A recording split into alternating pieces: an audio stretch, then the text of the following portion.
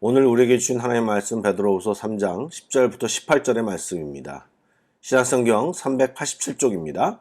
베드로후서 3장 10절부터 18절의 말씀을 드라마 바이블로 낭독합니다.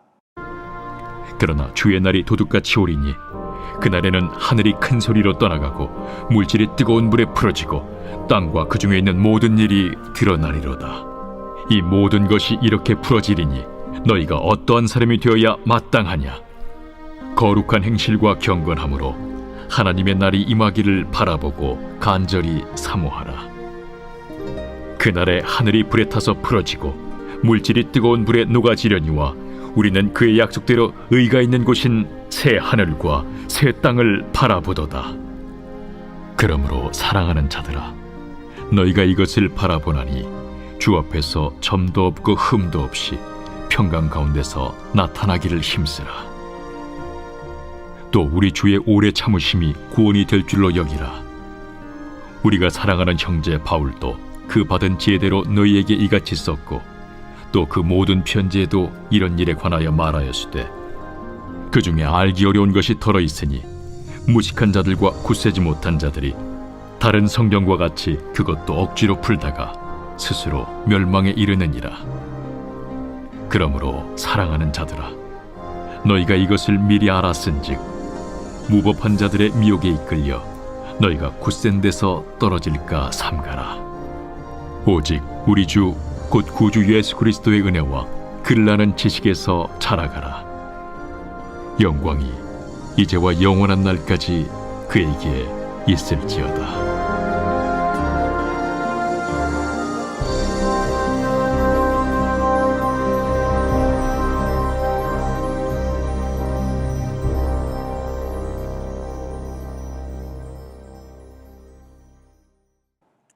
2020년 마지막 날입니다. 오늘도 예배를 통하여 큰 은혜를 받으시고 내년도에 주님의 은혜를 듬뿍 받는 귀한 한 해가 되기를 축복합니다. 베드로는 오늘 본문에서 종말, 즉 예수님의 재림의 때에 일어난 일들을 묘사하고 있습니다. 일반적으로 사람들은 말세 또는 종말이라고 말을 들으면 그 사실을 부정하려 들거나 또 어떤 사람들은 종말에 대하여 막연한 두려움과 공포를 가지고 있음을 알게 됩니다. 여러분 어떠신가요? 왜 이런 두려움과 공포를 가지게 될까요?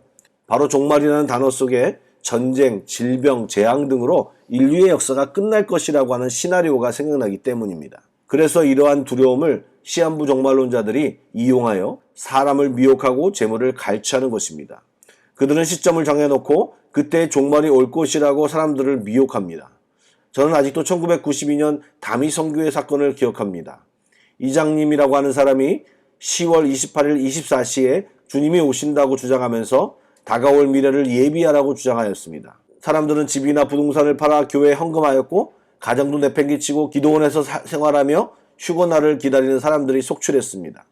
그때 하도 사회적인 이슈가 되어 그 시간에 뉴스 중계차가 나가 있을 정도였습니다.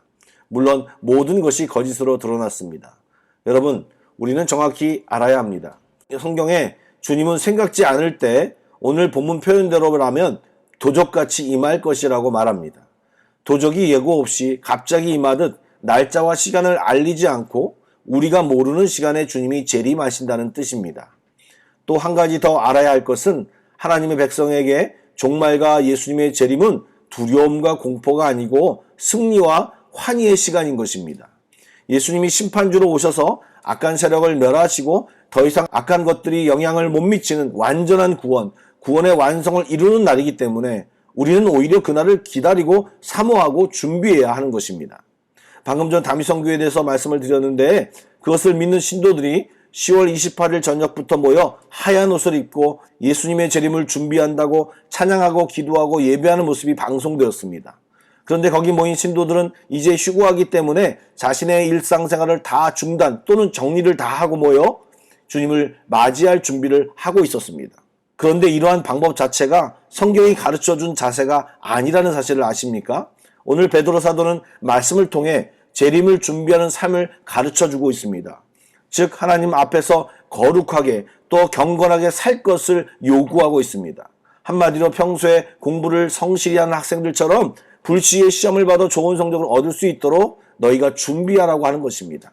그래서 언제 재림하셔도 심판대 앞에 서서 칭찬받을 삶을 평소에 살아가야 하는 것입니다. 14절에 정말 부담스러운 말이 있습니다. 주님 앞에서 점도 없고 흠도 없이 평강 가운데 나타나기를 힘쓰라고 권고합니다. 어떻게 가능할까요? 우리가 이 재림을 기다리며 의식하는 사람으로 살아갈 때 그것이 가능합니다. 개인적인 적용은 다 다를 수 있다고 생각합니다. 그러나 원리는 주님의 재림을 소망하고 그날을 준비하는 삶으로 살아간다면 충분히 우리는 거룩한 삶으로, 경건한 삶으로 그날을 준비할 수 있습니다. 한 번은 저희 막내딸이 좋아하는 가수가 인도네시아에 와서 콘서트를 한다는 소식을 들었습니다.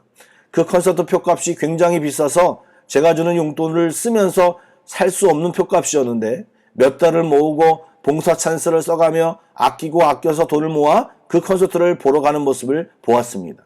이렇게 기다리고 소망하면 할 수 있습니다. 문제는 재림에 대한 우리의 소망이 얼마나 크냐인 것입니다. 세상을 사모하지 말고 하나님 나라를 사모해야 합니다. 그리고 잘 준비해야 합니다. 그런 자세로 살아가야 하는데 마지막이 가까울수록 미혹하는 자들의 활동도 더욱 지능적이고 악랄해질 것입니다. 믿는 자들을 유혹하고 실족게 하려는 계획이 거세지고 우리를 헷갈리게 하는 속임수를 많이 쓸 것입니다. 이때 베드로 사도는 뭐라고 권면합니까? 바로 우리는 그리스도의 은혜와 그를 아는 지식에서 자라나기를 힘쓰라고 권면합니다. 기도함으로 하나님과 더 친밀해져야 합니다. 그리고 성도들은 주의 명령에 순종하여 다른 사람들에게 복음을 전하고 가르치는 일에 힘써야 할 것입니다.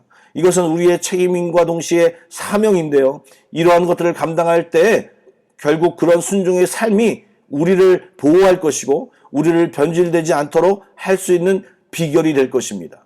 정리해 보겠습니다. 예수님을 시험하여 하나님의 구원 계획을 방해하려 시도했던 사탄은 오늘도 여전히 말세를 살아가는 성도들을 도발합니다.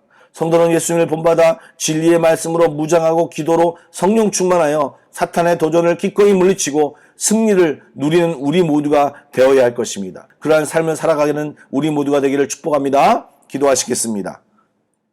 사랑의 주님, 말세를 살아가는 저희들에게 힘을 주시옵소서. 두려움과 공포가 아니라 기대와 설렘으로 살게 하시고 말씀과 기도로 무장하여 거룩하고 경건한 삶을 살면서 주님을 기다리게 하여 주시옵소서. 성령님 우리를 더 깨우쳐 주시고 삶의 밑바닥에서 우리를 넘어지게 하려는 사탄의 괴계를 예수의 이름으로 물리치며 살아가게 하여 주시옵소서. 승리가 내 삶 가운데 풍성하기를 소원하오며 살아계신 예수님의 이름으로 기도드립니다. 아멘. 찬양 한 곡을 묵상하시고 계속해서 Pray Together 1, 2, 3 기도 제목으로 기도하신 뒤에 개인 기도로 나아가겠습니다.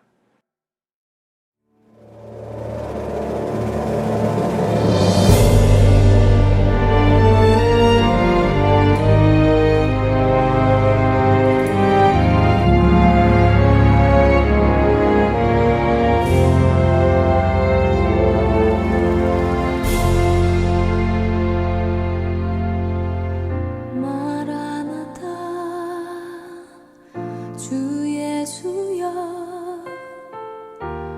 어서 오시옵소서. 땅의 모든 끝 모든 족속